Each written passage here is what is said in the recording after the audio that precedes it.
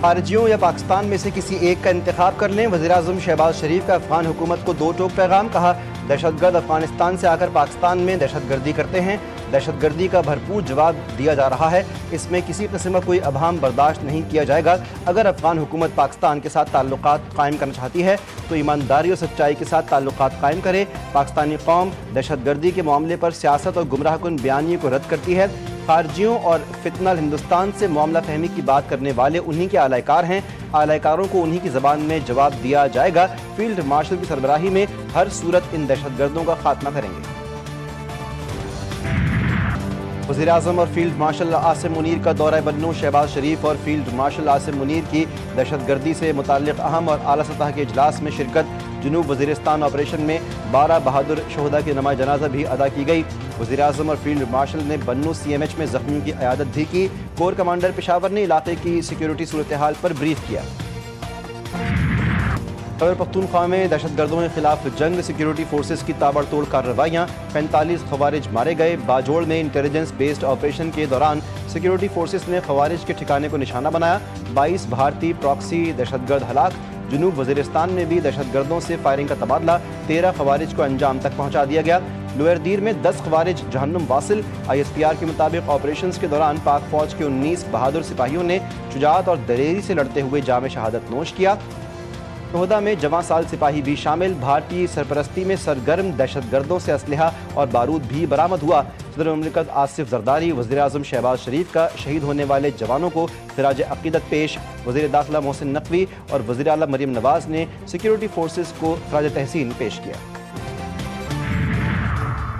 بنو میں دہشت گردوں سے لڑتے ہوئے 12 بہادر بیٹوں نے اپنی جانوں کا نذرانہ پیش کیا۔ ان شہیدوں کے جنازے میں صوبے کا وزیر اعلیٰ اور پی ٹی آئی قیادت نے شرکت نہیں کی۔ وزیر دفاع خواجہ آصف کا social media platform X پر پیغام، کہا کہ تحریک انصاف اس جنگ میں کس کے ساتھ ہے؟ کیا وہ ہمارے جوان بیٹوں کے بھارتی سپانسرڈ قاتلوں کے ساتھ ہے یا وطن عزیز پر قربان ہونے والوں کے ساتھ ہے؟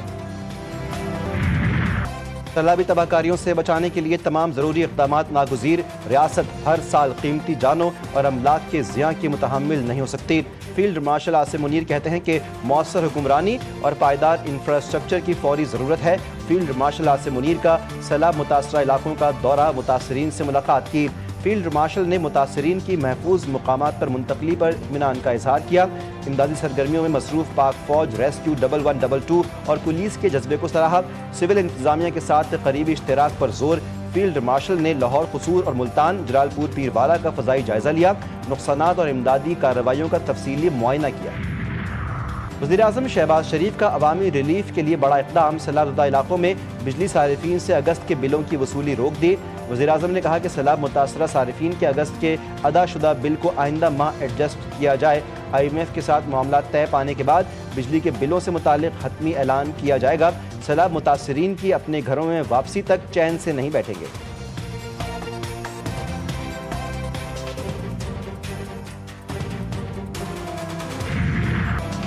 پنجاب میں سیلاب سے تباہی کی داستان، شجاع آباد رحیم یار خان میں دیہات ڈوب گئے۔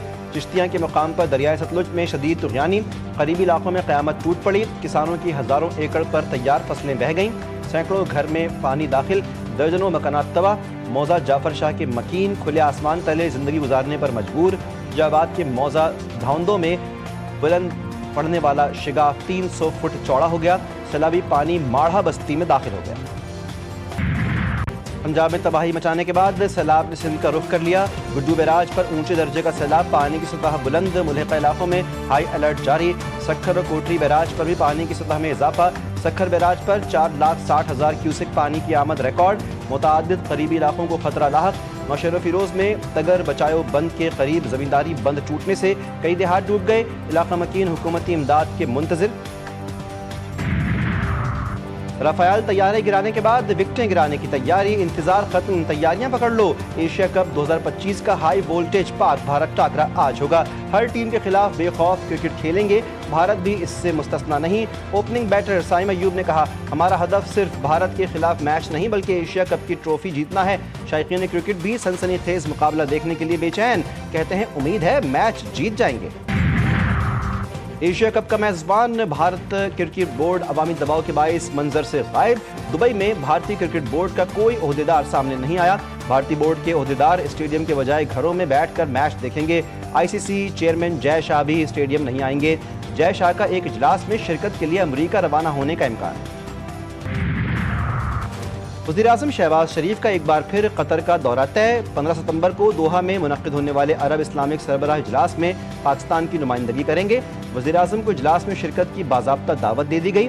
اجلاس غزہ پر اسرائیلی فضائی حملوں اور فلسطین کی بگڑتی صورتحال کے پس منظر میں بلایا گیا۔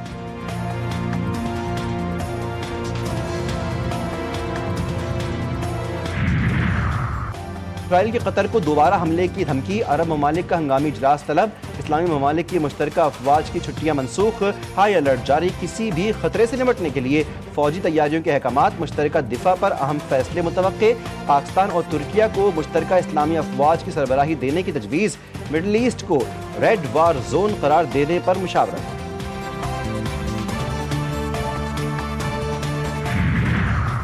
قطر اور امریکہ کے درمیان سفارتی سرگرمیاں تیز، قطری وزیراعظم شیخ محمد بن عبد الرحمن کی امریکی صدر سے ملاقات، دوحہ حملے کے بعد صورتحال پر غور، شیخ محمد بن عبد الرحمن کی امریکی نائب صدر JD وینس اور وزیر خارجہ مارکو روبیو سے بھی گفتگو، اسرائیلی حملے اور دوحہ واشنگٹن سیکیورٹی تعلقات پر بات چیت۔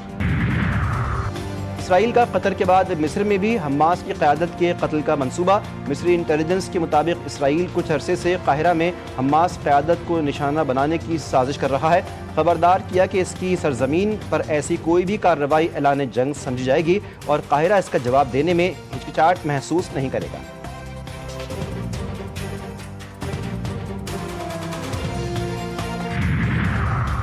اسرائیل کی غزہ سٹی میں اقوام متحدہ کے 2 اسکولز پر بمباری، 23 فلسطینی پناہ گزین شہید، خان یونس سمیت کئی علاقوں میں خیموں اور رہائشی مقامات پر حملے، شہداء کی تعداد 51 ہو گئی، درجنوں زخمی، غزہ سٹی پر مزید 2 بلند عمارتیں ملیہ میٹ کر دی گئیں، شدید حملوں کے باعث 13 لاکھ سے زائد فلسطینی غزہ سٹی میں پھنس گئے، امدادی مراکز پر حملے، مسلط کردہ بھوک سے 2 بچوں سمیت 7 فلسطینی دم توڑ گئے، گلوبل سمود فلوٹیلا کا پہلا گروپ تیونس سے روانہ۔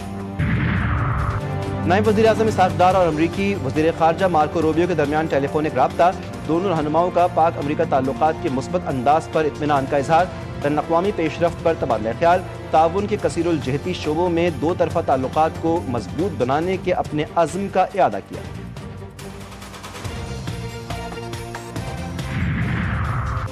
حکومت کے عوام پر مہنگائی کا بم گرانے کی تیاری، پیٹرول مصنوعات کی قیمتوں میں 4 روپے 89 پیسے فی لیٹر تک اضافے کا امکان، پیٹرول 1 روپے 54 پیسے اور ہائی سپیڈ ڈیزل کی قیمت میں 4 روپے 79 پیسے اضافے کی تجویز، مٹی کا تیل 3 روپے 6 پیسے، لائٹ ڈیزل 3 روپے 68 پیسے فی لیٹر مہنگا ہونے کا امکان، وزیراعظم حتمی منظوری دیں گے۔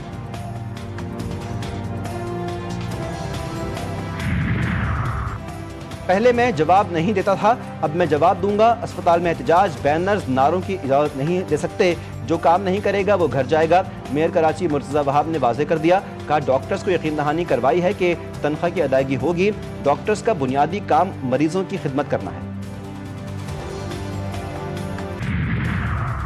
جرائم میں 32% کمی آئی، اسٹریٹ کرائم کی وارداتوں میں 30% کمی ریکارڈ کی گئی، ایڈیشنل IG کراچی جاوید اعلیٰ موڈھو کہتے ہیں بین الصوبائی کار لفٹر 8 رکنی گروہ کو پکڑ لیا ہے، گروہ میں پولیس کا ایک اہلکار بھی شامل ہے۔